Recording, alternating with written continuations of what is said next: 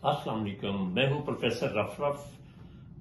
ईद की आमद है और ये आखिरी अशरे के आखिरी दिन है, तो एक बड़ी अहम जिम्मेदारी जो है मुस्लिम उम्मा पर, रोजेदारों पर होती है फितराना की अदायगी करना।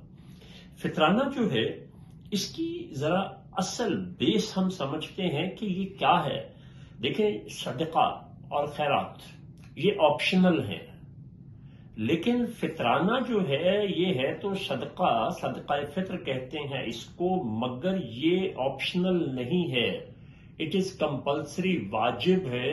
और हदीस में आता है कि आपके रोजे मुअल्लिक रहते हैं। तो ये पैगाम देने का खास मकसद जो समझना चाहिए कि इस्लाम जो है वो एक निज़ाम की बात करता है, चंद रिचुअल्स और इबादत की बात नहीं करता जिसको हम इबादत समझते हैं। तो पूरे मुआशरे के मुआशी निज़ाम को भी हरकत देता है।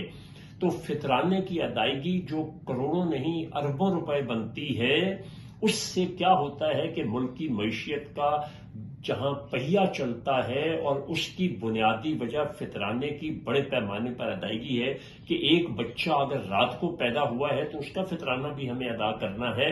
तो इस तरह घर के जितने अफराद हैं उनका जो उलमाए कराम आपको एक तयशुदा, जैसे इस वक्त फीकस जो है वो कम से कम 300 रुपए बताया गया है।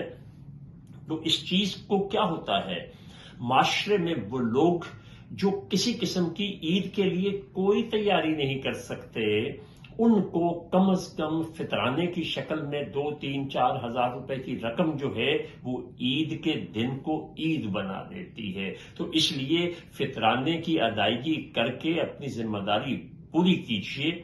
बहुत शुक्रिया।